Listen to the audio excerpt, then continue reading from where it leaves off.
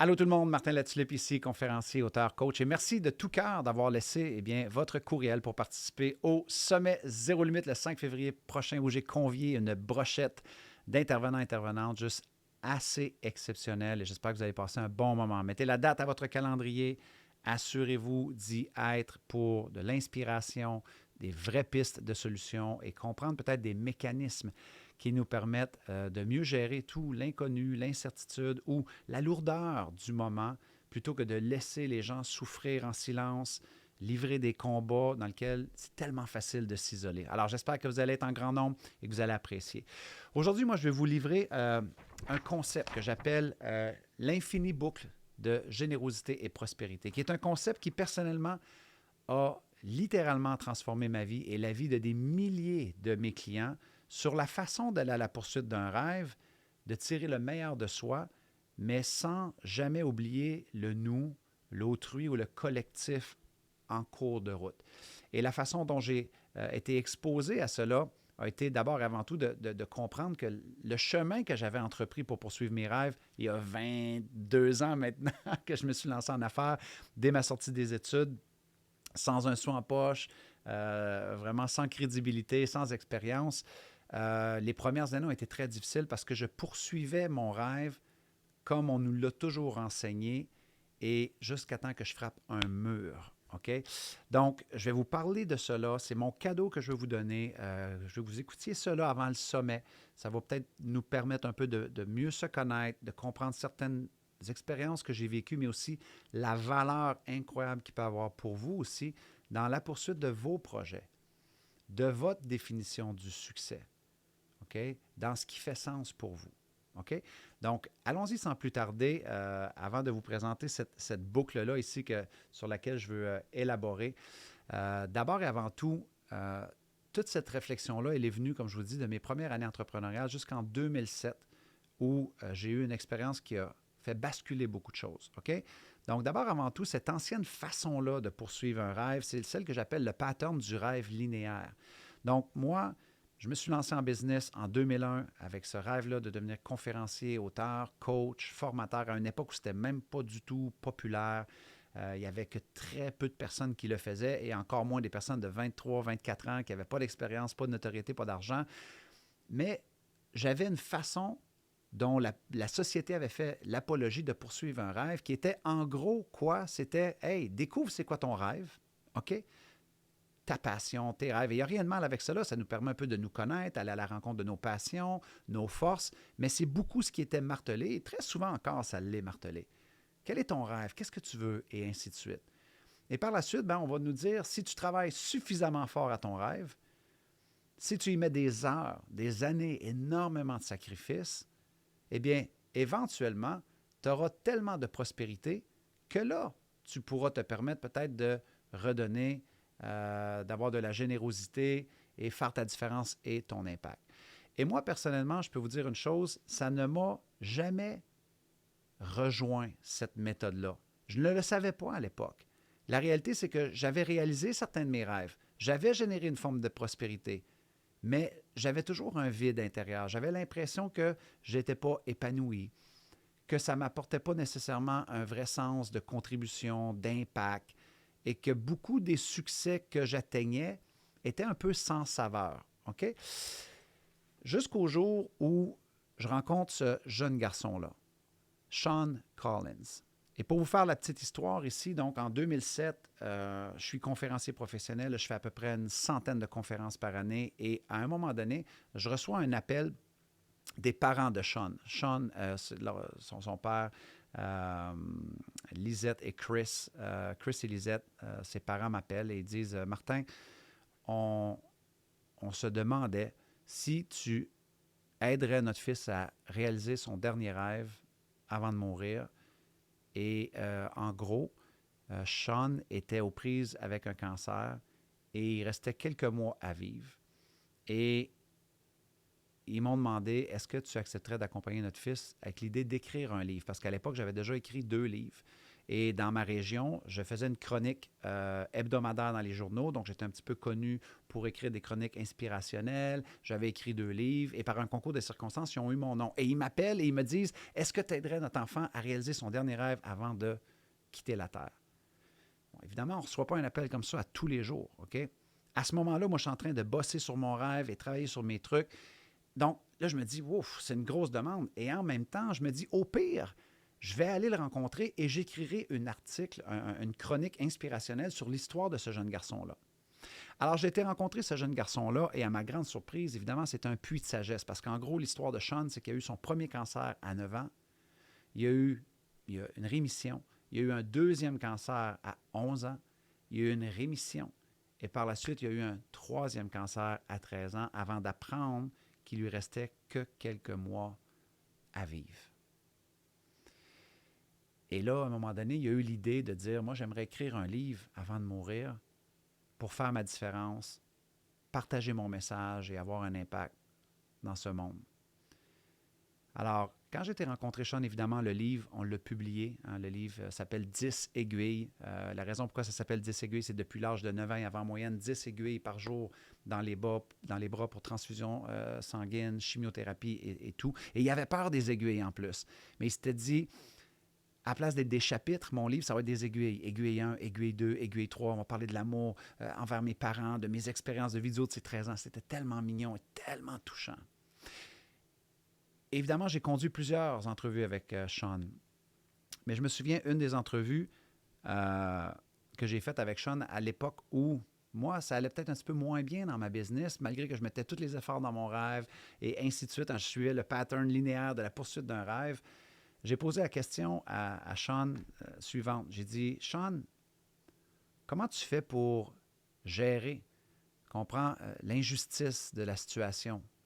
L'adversité, le fait que tu as eu un cancer une fois, une deuxième fois, une troisième fois. Et en fait, je posais la question à lui, mais je posais la question par rapport à ce que moi, j'étais en train de vivre dans mes défis entrepreneuriaux, dans mon petit moi. Et Sean Collins, hein, avec son beau sourire et ses étoiles dans les yeux, m'a regardé et m'a dit « C'est une excellente question. » Il dit « Au début, quand j'ai eu mon premier cancer, mon deuxième cancer, Martin, je vais te dire, je me posais souvent la question « Pourquoi moi? » Pourquoi moi? Et Sean parlait anglais aussi, puis il disait « Why me? Why me? Why me, God? Pourquoi moi, Dieu? » Et il dit à un moment donné, Martin, j'ai réalisé que cette question-là m'amenait absolument nulle part. À un moment donné, j'ai décidé de flipper le narratif et de me dire « Pourquoi pas moi? » Pourquoi est-ce que moi, je ne serais pas un porte-parole de cette situation-là et que je n'utiliserais pas le temps qui m'est alloué sur Terre pour quand même faire ma différence et avoir un impact? Et il dit, cette journée-là, Martin, quand j'ai changé le script que je me racontais, je me suis dit, pourquoi est-ce que moi, je ne serais pas aussi une inspiration, un modèle, une flamme, une étincelle pour des gens qui vivent des choses comme moi ou d'autres choses pour faire ma différence? Et il dit, c'est là, Martin, que j'ai eu l'idée de ce rêve-là un peu fou d'écrire le livre 10 aiguilles. Et moi, je l'écoutais, je peux vous dire, je retenais des larmes. Et je l'ai accompagné jusqu'au bout. Il est décédé le 2 juillet 2007, mais il m'avait fait promettre de finir le livre. Et le livre a été un grand succès. C'est devenu un best-seller national. On a vendu des dizaines de milliers d'exemplaires. Et moi, j'avais été tellement inspiré par le geste de Sean du haut de ses 13 ans que j'avais décidé de remettre 100% des fonds de la vente du livre aux enfants malades en la mémoire de Sean Collins. Et à ce jour, on a ramassé tout près de 200 000 $ pour les enfants malades avec ce livre-là qui a fait la première page de yahoo.ca, a eu de la visibilité à Entertainment Tonight Canada, une grosse émission populaire à Toronto, et ça fait un tabac. Mais la plus grande leçon que ce jeune garçon-là m'a livrée, ça a été de flipper le script pour moi aussi. Parce que ce que j'ai découvert là-dedans, c'était Sean Collins avait une inspiration pour le rêve des autres et pour la vie des autres. Plutôt que de dire pourquoi moi, pourquoi moi, pourquoi moi, il s'est dit pourquoi pas moi en allant vers l'idée d'aider les autres, de contribuer et d'impacter malgré le fait qu'il est en phase terminale d'un cancer du haut de ses 13 ans. Et ça, je ne peux pas vous dire assez à quel point ça m'a impacté profondément.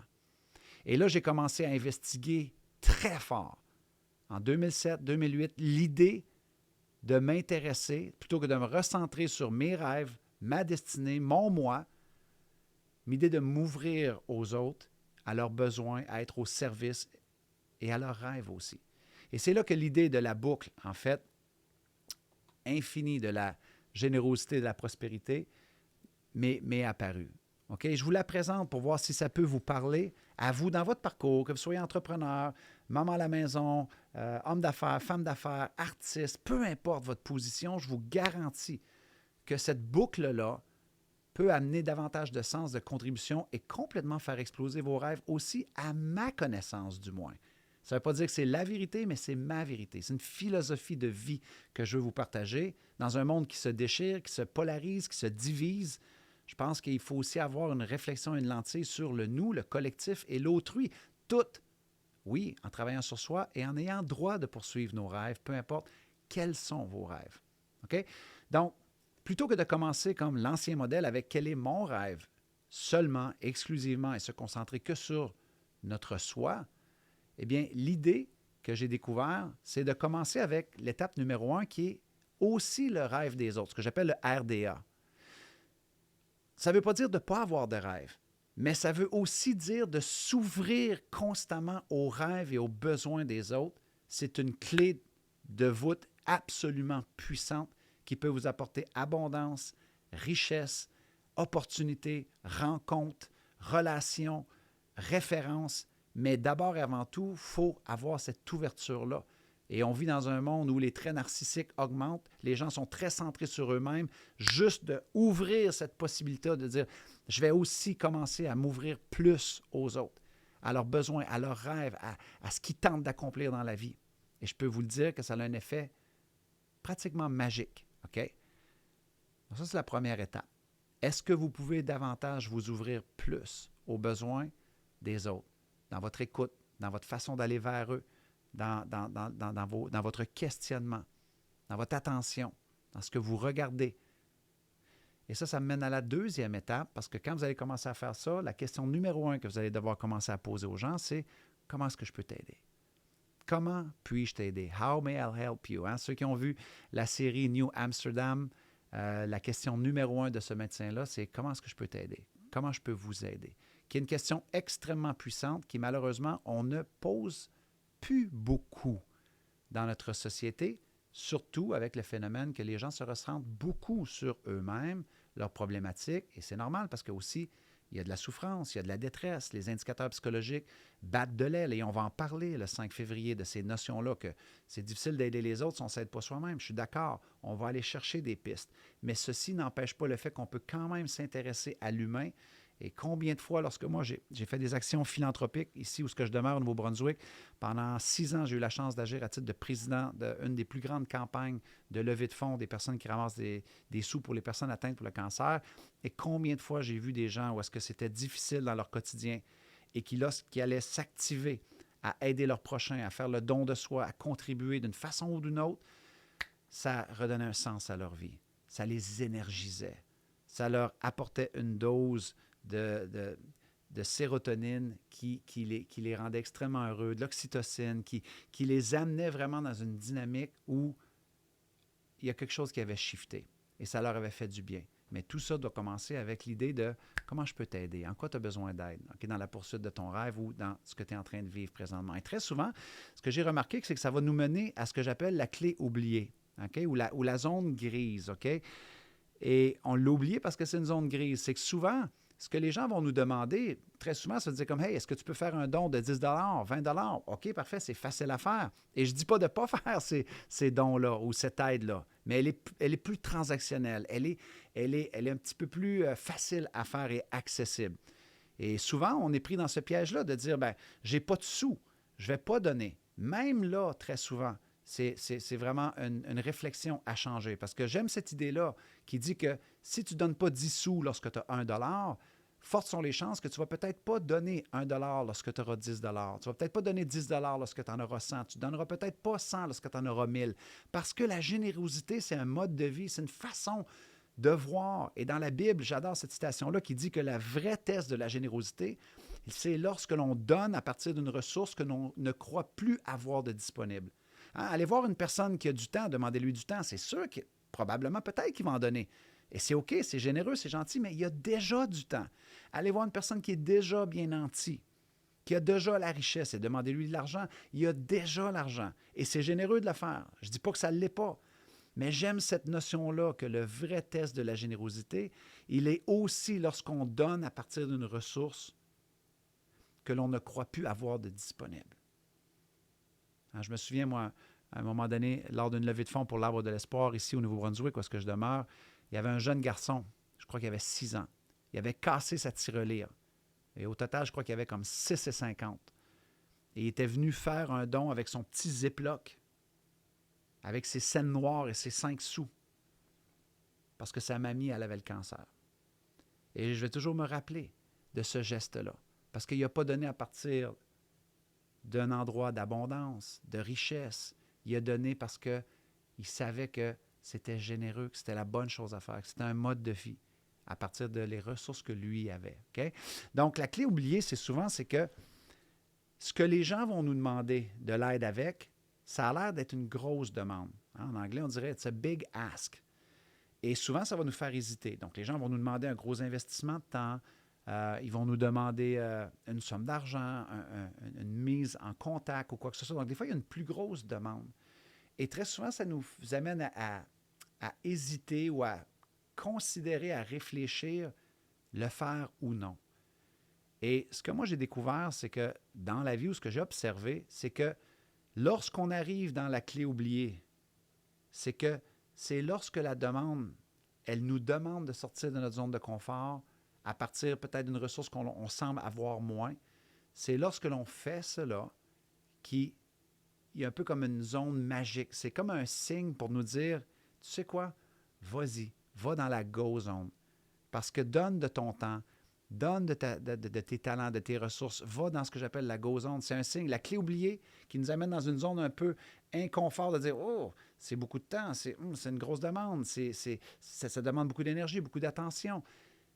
À un moment donné, il y a une zone un peu magique de dire, je vais aussi dire oui à ces possibilités d'aider là. Et ça ne veut pas dire de ne pas respecter ses paramètres, de ne pas apprendre à dire non. Des fois, ça fait aussi partie de cela. Mais à un moment donné, des fois, il y a des gens qui ont tellement donné qu'ils ne donnent plus du tout parce qu'ils se sont fait brûler ou peut-être qu'ils attendaient quelque chose en retour ou quoi que ce soit. Mais selon moi, on ne peut pas perdre ce que l'humain a de meilleur à offrir, c'est aussi d'aider son prochain et de ne jamais oublier qu'avec ce que l'on apprend, ce que l'on fait, le temps, les compétences, les talents que l'on a, on peut aussi le mettre à service d'autrui. Et des fois, ça peut paraître être une grosse demande, la clé oubliée, la zone grise. Mais ça, c'est souvent un signe dans ma vie de dire, tu sais quoi, je vais aller voir ce que la vie a pour moi là-dedans, la go zone, et je vais y aller. Okay? Laissez-moi vous raconter où est-ce que j'ai pogné ce concept-là. Okay? Donc, quelques années après avoir travaillé avec Sean Collins en 2007, qui malheureusement nous a quittés, m'a quand même laissé un héritage parce que j'ai décidé à m'investir sur le RDA, le rêve des autres. Oui, je poursuivais mes rêves, mais en même temps, je me disais comment je peux t'aider? Qu'est-ce que je peux t'aider avec ton rêve? De quoi est-ce que tu as besoin? Des fois, je pouvais. Des fois, c'était flou, mais c'était comme un muscle que je bâtissais. Aider un maximum de personnes. Et à un moment donné, eh bien, j'étais chez moi et je reçois un appel d'une maman, OK? Et au bout du fil, j'entends une voix qui est un petit peu fébrile, OK, de cette femme-là que je vais vous montrer ici à l'écran, là, qui est à la droite, Lucille Galland. Et ça, c'est toute la famille. Donc, je vais vous parler spécifiquement là, de leur fils, Joël, que vous voyez assis juste là à l'écran. Alors, moi, j'étais en direction de l'épicerie avec ma femme. Je réponds au téléphone et là, je dis bonjour, Martin Latulippe. Et puis là, cette dame-là, Lucille, me dit bonjour, Martin, je t'appelle parce que j'ai vraiment une faveur à te demander. Et rapidement, elle m'explique que leur fils, Joël, a été impliqué dans un accident de la route. Il a frappé un orignal alors qu'il était sur l'autoroute et ça l'a laissé quadraplégique et qu'il a seulement 3% de chance de rebouger n'importe quelle partie de son corps, ce que les médecins ont dit, des épaules jusqu'aux orteils. Et là, elle me dit, après m'avoir raconté cela, Martin, est-ce que tu accepterais de venir parler à notre fils, Joël, juste pour lui redonner un peu l'espoir par rapport à l'épreuve qu'il est en train d'affronter? Moi, Pendant qu'elle me raconte ça, je suis au téléphone et je suis complètement silencieux. Je retiens quelques larmes dans mes yeux parce que j'étais comme, quelle épreuve, quelle injustice. Et là, ma femme est encore là, elle, parce qu'on s'en allait à l'épicerie. Et je ne voulais pas qu'elle pense que quelqu'un était mort parce que là, tu voyais, elle commençait à m'interpeller. Puis elle disait, est-ce que tu es OK? Qu'est-ce qui se passe? Je ne voulais pas qu'elle pense que quelqu'un était mort. Alors, je fais juste dire un instant, Lucille. Et je mets ma main sur le combiné. Et là, je dis à ma femme, j'ai dit, c'est une mère qui m'appelle. En gros, leur fils a été impliqué dans un accident de la route, paraplégique, seulement 3% de chance de rebouger n'importe quelle partie de son corps. Et là, elle veut que j'aille parler à leur fils pour l'encourager. Je ne sais vraiment pas quoi dire, chérie, comme genre, ça fait pas de sens, là. J'ai pas d'affaires là. J'y vais pas. Je peux pas y aller, j'y vais pas. Et je me rappelle encore, ma femme était dans le cadre de porte et elle m'a regardé, elle s'est juste penchée légèrement vers moi et elle a pris son doigt et elle a dit « Vas-y! » Et quand ma femme dit « Vas-y », tu y vas, OK? Je ne sais pas si vous en avez, messieurs qui écoutez ça, si vous avez une conjointe comme ça, mais c'était la peur. J'étais dans la clé oubliée. J'étais dans la zone grise de dire « Attends, qu'est-ce que je vais dire? J'ai pas de place là, j'ai rien à apporter à ce jeune-là. » Et c'est ça la magie souvent, c'est qu'on pense qu'on n'a pas le temps, on n'a pas la ressource, on n'est pas la personne habilitée pour aider. Et ma femme me dit « Vas-y. » Alors j'ai été rencontrer ce jeune garçon-là, Joël Galland. Je suis arrivé, il était dans sa chambre, il était couché dans son lit d'hôpital avec une trachéose ici dans la gorge pour respirer. Et rapidement, il m'a dit « Est-ce que tu veux savoir pourquoi tu es ici? » J'ai dit « Ta mère m'a expliqué ce qui s'est passé. » Il dit « Oui. » Il dit « Mais est-ce que tu as dit ce que j'ai dit au médecin lorsqu'il m'a expliqué mon diagnostic? » J'ai dit « Non. » Elle m'a absolument rien raconté de ça. Et il dit « Laisse-moi te raconter. » Il dit quand le médecin est venu me rencontrer, Martin, il m'a expliqué que j'avais seulement 3% de chance de bouger des épaules jusqu'aux orteils pour le reste de ma vie. Et je l'écoutais. Et les semaines qui s'en sont suivies, à chaque fois qu'il venait dans ma chambre, il me parlait de ma réalité qui m'attendait, de ne plus avoir jamais aucune mobilité et d'avoir seulement 3% de chance de rebouger quoi que ce soit. Et il dit, à un moment donné, Martin est rentré dans ma chambre et je lui ai dit, est-ce que je pourrais te demander une faveur, monsieur le docteur? Quand tu vas parler et venir dans ma chambre, plutôt que de parler du 97% de chance de ne jamais rebouger, est-ce qu'on peut parler de comment on va retrouver de la mobilité? Parce que là, on parle souvent de mon avenir sans mobilité, mon avenir réduit, mon avenir ceci. Et dit, si on se concentre sur le 97% de chance que ça ne bouge jamais, je ne crois pas que ça va bouger. Alors, est-ce qu'on peut commencer à parler de c'est quoi le plan pour retrouver de la mobilité? Et moi, je l'écoutais. Et là, il me dit, Martin, toi, il dit, tu travailles là-dedans, le monde du positif, avec les conférences que tu fais dans les compagnies. Et j'aimerais ça que tu me dises, qu'est-ce que tu crois que le médecin m'a dit? M'as-tu dit que j'avais 97% de chance de ne jamais rebouger n'importe quelle partie de mon corps, des épaules jusqu'aux orteils, ou il m'a dit que j'avais 3% de chance de rebouger? Sur quoi est-ce que je devrais me concentrer, Martin? J'ai regardé Joël et je lui ai dit, parce que je crois vraiment que souvent la meilleure réponse, c'est la transparence et l'authenticité. J'ai dit, Joël, je ne le sais pas. J'ai lu les livres qu'apparemment, ce sur quoi on se concentre va prendre de l'expansion, le positivisme, tous ces trucs-là, mais Joël, je ne le sais pas. Je ne suis pas médecin. Par contre, je vais te dire une chose. La réponse que tu as face à l'épreuve que tu es en train d'affronter, de vouloir choisir, malgré la souffrance, le défi, l'inconnu, de dire je vais me concentrer sur le peu de chance que j'ai de peut-être changer ma situation, cette réponse-là, Joël, est la chose la plus inspirante que j'ai jamais vue de ma vie. Parce que moi, si tu me donnais 3% de chance, je ne sais pas comment je réagirais. Et que j'ai dit, je ne le sais pas, Joël. Par contre, ce serait un honneur de devenir ton ami. Et il m'a regardé, il a dit, cool. Et je suis devenu ami avec Joël Galland. À l'occasion, quand j'avais la chance d'arrêter au centre Stan Cassidy à Fredericton, où les personnes qui ont ce genre d'accident-là vont, j'arrêtais. Et à un moment donné, quelques mois plus tard, je pense 9 mois après, j'étais en tournée de conférence en Belgique Et j'ai reçu un appel de Lucille. Donc, vous rappelez de Lucille, sa maman qui est très vivante. Hein? Lucille et Beaver, son mari, ils ont été vraiment géniaux dans cette épreuve-là. Ils étaient très soutenants pour leur fils. Et ils me donnaient des nouvelles à l'occasion. Et un jour, j'étais en Belgique et je reçois un appel de Lucille. Et je réponds et elle dit Martin, elle dit, j'appelle pour des nouvelles. Oh my God, je suis tellement excité. J'ai dit, qu'est-ce qui se passe? Et elle me dit, on a fait les tests, on a fait les mesures, parce que quand tu as un accident de la route, il faut que tu fasses des mesures de mobilité pour voir s'il y a du progrès. Elle dit, on se doutait qu'il y avait peut-être des progrès, mais on a fait la mesure de mobilité, puis elle dit, Martin, j'appelle pour te dire que Joël a regagné 21% de sa mobilité. J'étais comme, quoi? Wow! Elle dit, wow, certain. Et que là, je ne sais pas pourquoi j'avais cette question-là. J'ai dit, de quoi est-ce qu'il est le plus fier? Et elle me dit, oh my God, Martin a dit, il a justement mentionné un truc ce matin, ça nous a vraiment fait rire, ça nous a fait réfléchir. J'ai dit, c'est quoi? Il a dit que la chose dont il était le plus fier de retrouver un peu de cette mobilité-là, c'était que maintenant, il pouvait se gratter de nouveau par lui-même. J'étais comme, quoi? Elle dit, oui, elle dit, c'est-tu pas incroyable? Il a dit que la chose qui était le plus fier, c'était que maintenant, il pouvait recommencer à se gratter par lui-même.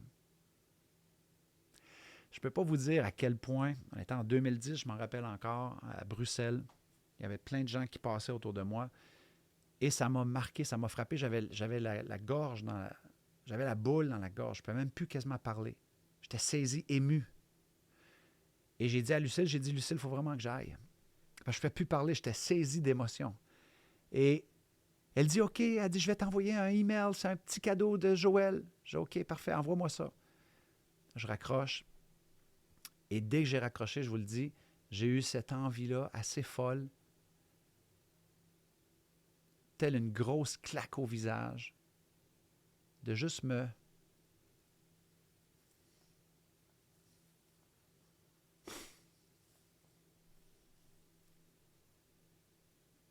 gratter. Telle une grosse claque au visage, ce jeune homme-là venait de me rappeler à quel point des choses que je prenais tellement pour acquis étaient un grand cadeau de la vie. Un très, très, très grand cadeau de la vie. Et comme si ce n'était pas une des plus grandes leçons que ce jeune homme-là m'avait partagées, après avoir repris un peu mes émotions, j'ai vu que j'avais reçu un courriel de Lucille. Et j'ai ouvert ce courriel-là et j'y ai trouvé ce qui suit. Nobody said it was easy. Oh, it's such a shame for us to part. Nobody said it was easy. I'm going back to the start.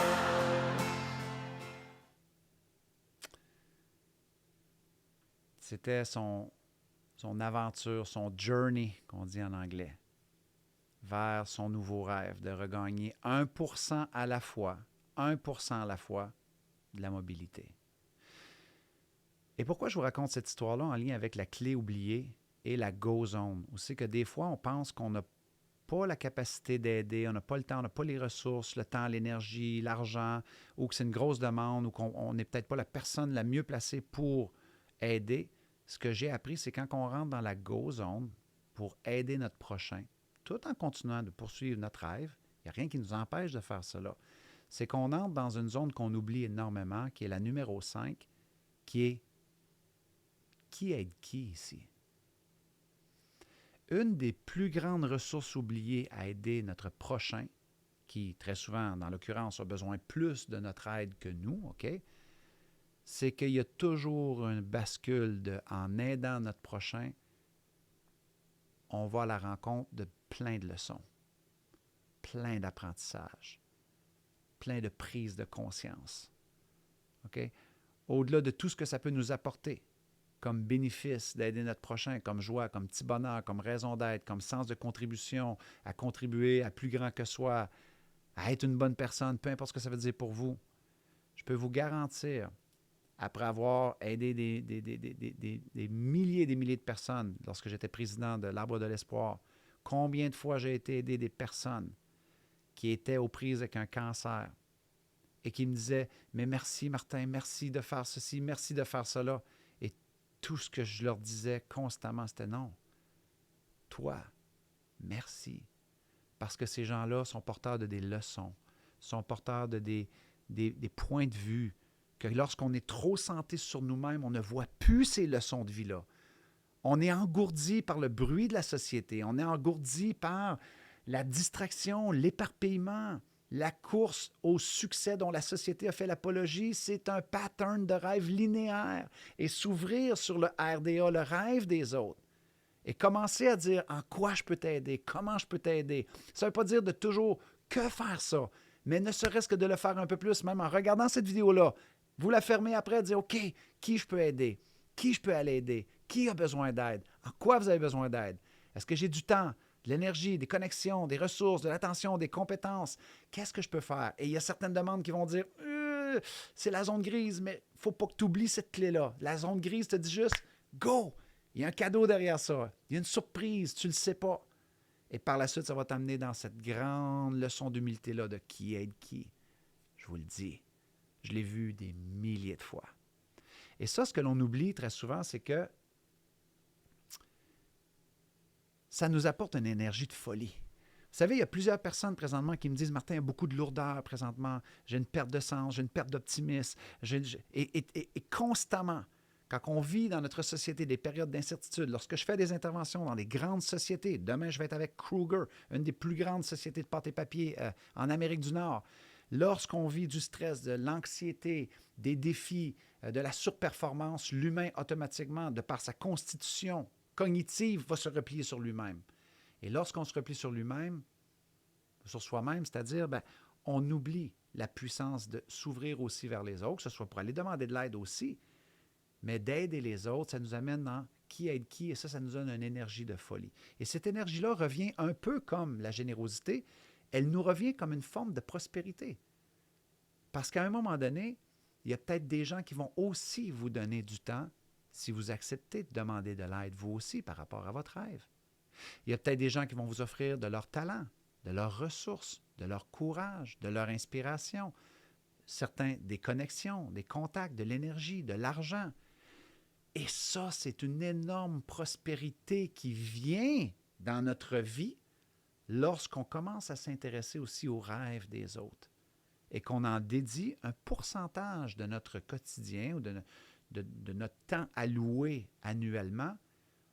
Et ne pas faire cela, on se bloque un pan de prospérité énergique, de ressources, de contacts, d'énergie que plusieurs personnes ne comprennent pas parce que souvent les gens vont dire « Ouais, mais pourquoi je ferais ça? Ou à quoi ça sert? » C'est parce qu'ils s'attendent à quelque chose en retour quand ils le font.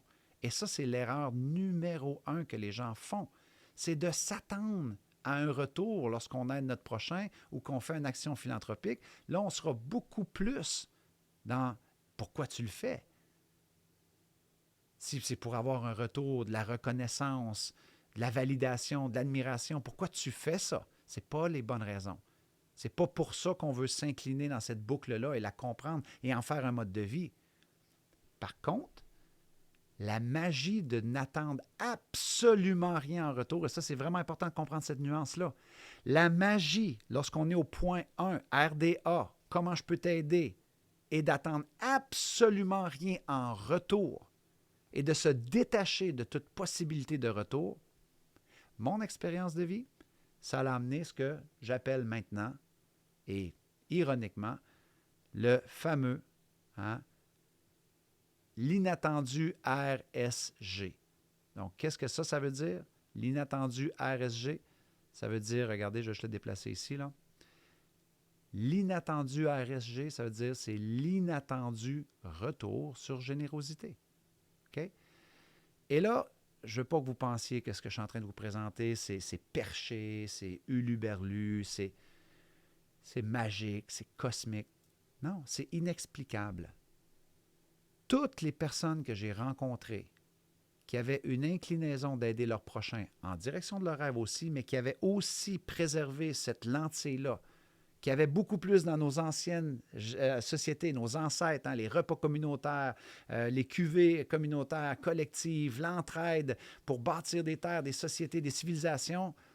Aujourd'hui, c'est en perte de vitesse. Et je l'ai vu à maintes reprises des gens agir comme ça, sans absolument rien attendre en retour. Je vous le dis que de façon inattendue, la vie leur a rapporté, sous une forme ou une autre, du temps, de l'énergie, de l'inspiration, des leçons, un apprentissage. Et ça aussi, c'est de la très, très grande prospérité que plusieurs personnes se privent. Parce que soit ils restent repliés sur eux-mêmes, ou ils se disent, si j'aide, qu'est-ce que je vais avoir en retour? Non. Il faut revenir à cette idée-là de aider notre prochain sans absolument rien attendre en retour. Et ironiquement, ou comme un peu par magie, c'est pas de la magie, je crois qu'il y a un truc aussi qui t'es perçu comme une personne qui aide. Et là, les gens veulent aussi t'aider en retour. C'est inexplicable. Et maintenant, cette boucle-là, elle nous amène où? Elle revient au centre. Et ce que moi j'ai découvert avec les années, c'est que cette boucle-là qui revient au centre, bien, à un moment donné, c'est qu'elle finit aussi par cette énergie-là. Hein? Si vous avez déjà vu une boucle qui tourne constamment comme ça crée du momentum, une vitesse, une vitesse, une vitesse. Et cette vitesse-là et cette énergie-là de vivre une vie comme cela, de mon expérience, et je ne veux pas vous dire que c'est la vérité, c'est mon observation, ma vérité. De façon inexpliquée, inattendue, j'ai un nombre incalculable de rêves personnels qui m'étaient chers à moi, qui ont été propulsés avec des trucs qui sont difficilement explicables. Des humains qui sont rentrés dans ma vie à des moments où j'avais les deux genoux par terre et qui ont cru plus en moi que ce que moi je pouvais croire en moi. Je crois que c'est parce que, de façon inattendue, comme Sean Collins me l'a enseigné en 2007, l'importance aussi de dire qu'à ma façon, je peux faire ma différence, mon impact et ma contribution, peu importe qu'est-ce qu'elle sera. Et que de façon inattendue, quand je joue dans cette sphère-là, ça l'amène aussi une forme ou de multiples formes de prospérité. Et ça apporte une forme de richesse qui, à un moment donné, vient aussi nourrir mon expérience de vie, mon énergie, les leçons qui me sont transmises dans le qui aide qui. Et ça propulse aussi certains de mes rêves. D'une façon qui, je pense, n'aurait pas été propulsée si j'étais resté dans la façon de rêver linéaire sur mon petit moi et mes rêves à moi. OK? Et ça, évidemment, il y a plusieurs compagnies qui sont en train de le comprendre aussi. Okay? Il y a plusieurs compagnies qui sont en train de prendre depuis quelques années des virages aussi, ce qu'on va appeler de générativité.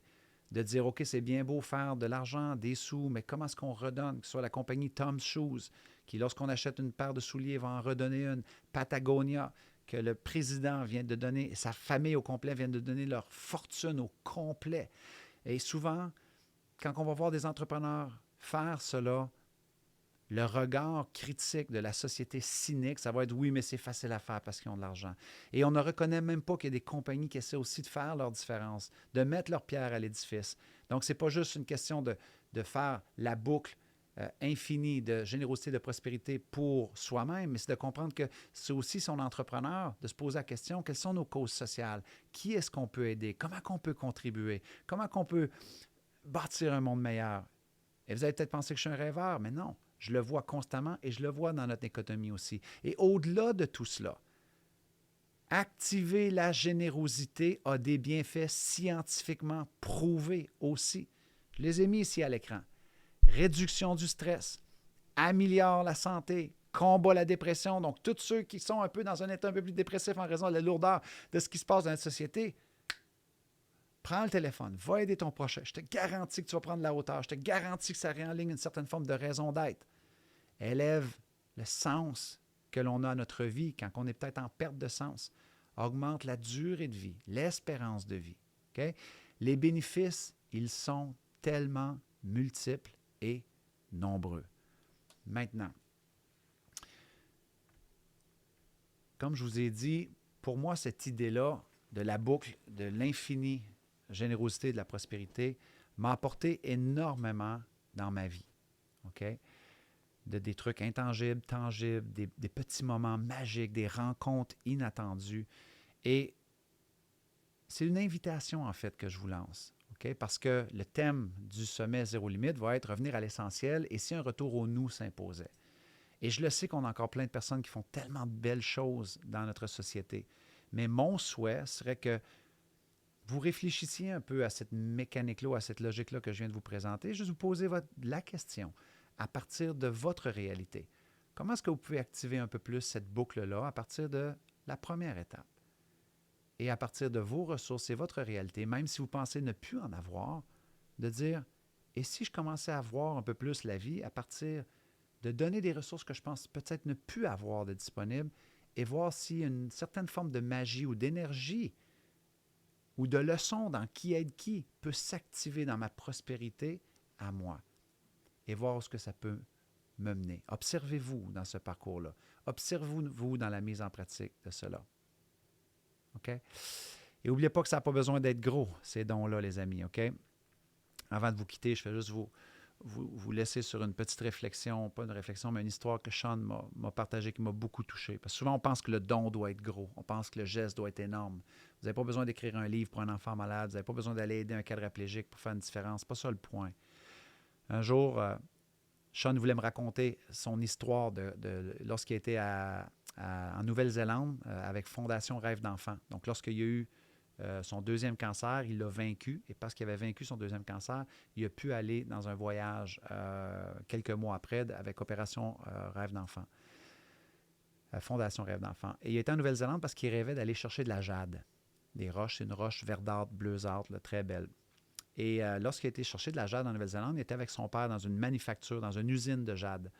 Et lorsqu'il est rentré, Sean me raconte que le vendeur lui dit « Salut, qu'est-ce que tu veux? » Et que là, Sean, il dit « Moi, je viens pour acheter de la roche, de la jade, j'en veux beaucoup. » Et là, le vendeur, un Néo-Zélandais, qui dit « Pas de problème, mate, no problem, mate. » Mais il dit « Si tu veux de la jade, laisse ton père l'acheter et te la donner en cadeau. » Parce que lorsqu'on reçoit de la jade en cadeau, ça porte bonne fortune, ça porte la chance.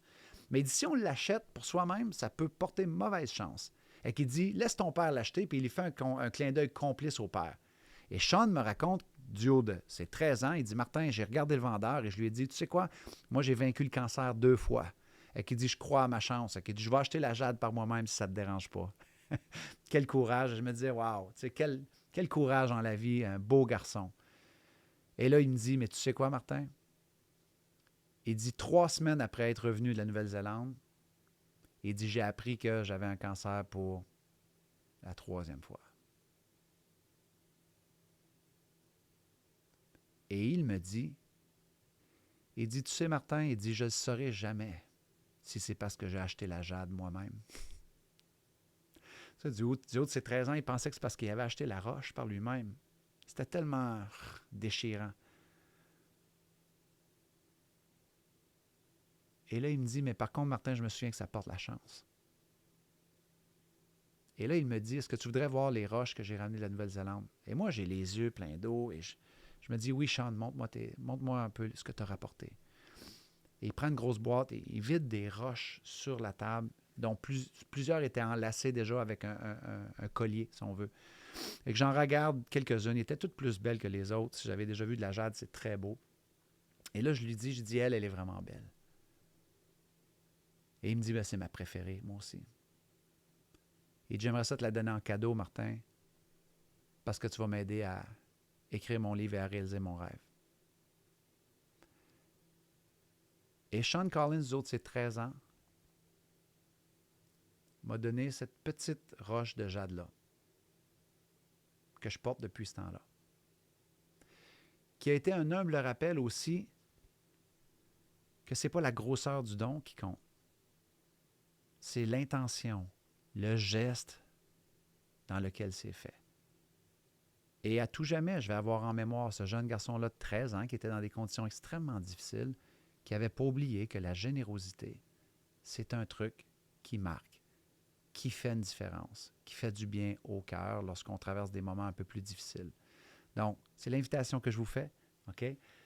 Soit après le sommet ou à partir de maintenant, si vous regardez cette vidéo-là, de dire comment je peux donner des petits morceaux de roche, être un peu plus ouvert à la souffrance, aux besoins, aux rêves des gens et voir comment je peux un peu les aider.